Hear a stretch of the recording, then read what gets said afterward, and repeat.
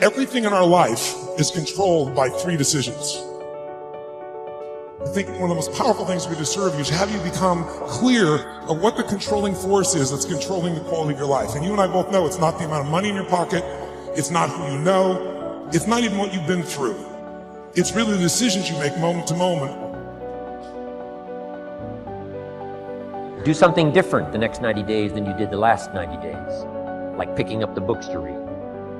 Do something different, like the new health disciplines, relationship with your family, whatever it is, doesn't matter how small it is. If you'll start doing different things with the same circumstances, since we cannot change the circumstances, we can change ourselves. We can change what we do.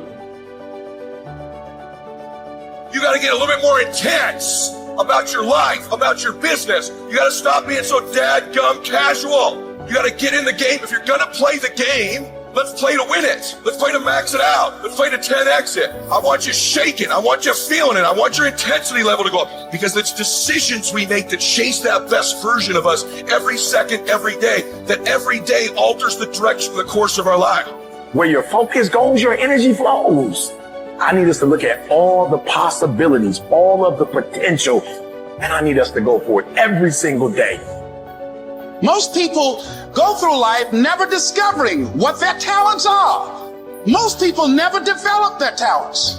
They have skills and abilities, but if you don't nurture them, if you don't develop them, they will never serve you. Your gifts can take you many places if you develop your gifts. And you'll be surprised at the things that you're able to do.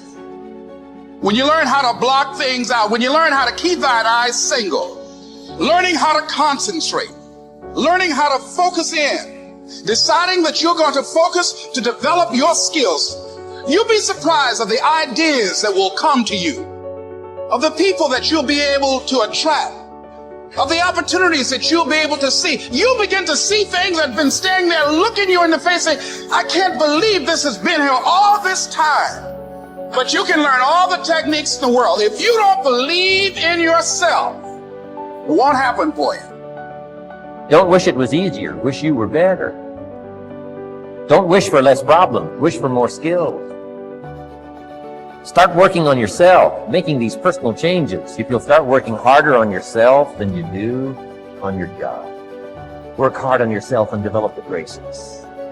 All of the stuff necessary to become more valuable to the marketplace. I'm telling you, your whole life can explode into change.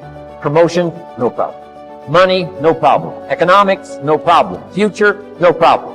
You just go to work on the right thing. Let the miracle of everything that's available work for you, and start working on the inside. Work on your philosophy. Work on your attitude. Work on your personality. Work on all of your abilities. And if you'll start making those personal changes, I'm telling you, everything will change for you.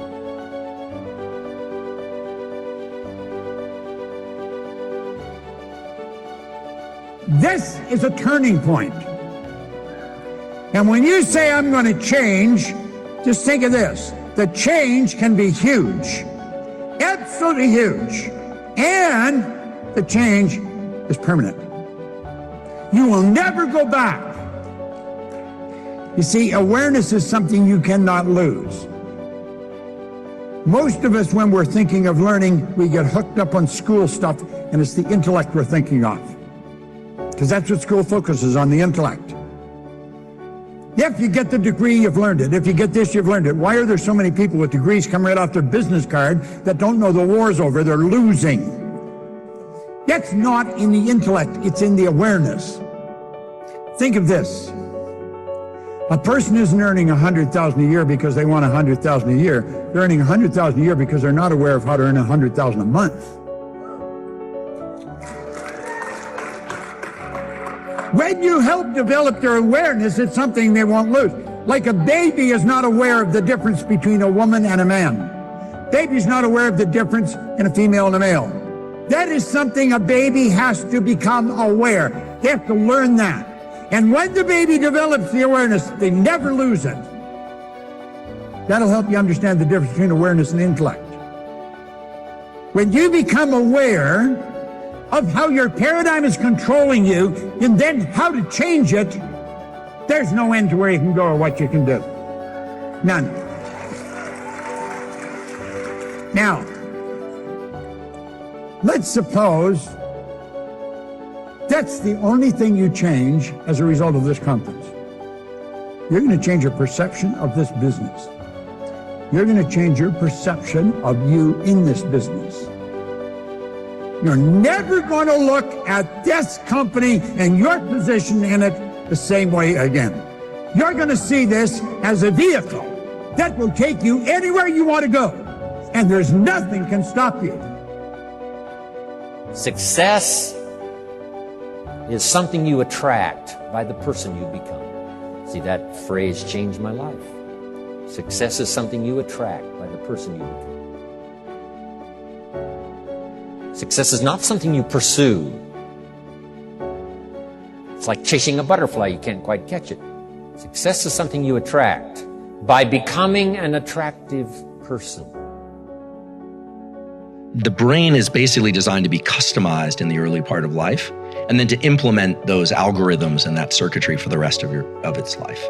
And so the brain can change in adulthood, and it can change provided that there's an emphasis on some perceptual event. So in other words, if you want to change your brain as an adult, let's say you want to be less anxious, you want to learn a new language, you want to be more functional in some way, presumably. The key thing is to bring focus to some particular perception of something that's happening during the learning process. And the reason for that is that there's a neurochemical system involving acetylcholine.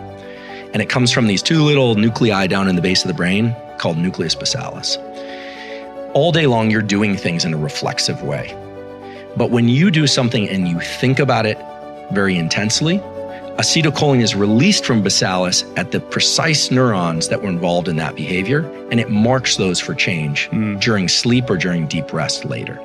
So for people that want to change their brain, the power of focus is really the entry point, and the ability to access deep rest and sleep. Because most people don't realize this, but neuroplasticity is triggered by intense focus. But neuroplasticity occurs during deep sleep and rest. One of the things that's really important also to think about how the brain works in terms of plasticity and all this stuff is what the brain really wants to do is also pass as much of what it does off to reflexive behavior as possible. So, so when we're talking about focus, I think it can get a little bit vague, but it might be useful to think about like what exactly is focus and what triggers plasticity. So the brain loves to be able to just do things, pick up coffee cups and drink and walk and talk and do things and not put much energy into it. When we decide to focus, what the brain really does is it switches on a set of circuits that involve the frontal cortex and nucleus basalis and some others, and it's trying to understand duration, how long something's going to last, path, what's going to happen, and outcome, what ultimately is going to happen. So duration, path, and outcome. You know, the events of early 2020 are a good example of this. One of the reasons why it's so exhausting to be alive in 2020 is because we are now having to pay attention to duration, path, and outcome. How long is this thing going to last? When are they going to open up all businesses? Did I touch that door handle? Does it matter? Right. Who are the experts? Are there any experts? There are a lot of questions, whereas normally we can just move through life without having to do all that analysis. So if it's a simple example, like trying to learn a new language or a new motor skill or a new way of conceptualizing something, maybe somebody's in a therapeutic process and they're trying to work through a trauma or something like that, duration, path, and outcome is built into the networks of the brain. We can do that very easily, but it takes work. And it almost has a feeling of underlying agitation and frustration. And that's because the circuits that turn on before acetylcholine are of the stress system. So when you or I decide we're going to learn something and really dig in, norepinephrine, which is adrenaline, is secreted in the brainstem and in the body, and it brings about a state of alertness. Then our attention, which is mostly a diffuse light, is brought to a particular duration, path, and outcome analysis. This would be thinking about what somebody is saying. What are they really trying to say? A hard passage of reading, a hard, set of math problems, a challenging physical workout. When you do that, these two systems have to work very hard, and the adult brain doesn't really want to change the algorithms it learned in childhood. But if you do those two things, you have alertness and focus. The acetylcholine and the norepinephrine converge to mark those synapses for change. And so the way to think about neuroplasticity, if one wants to change their brain, is bring about the most intense concentration you can to something, and then later bring about the least amount of concentration to that thing.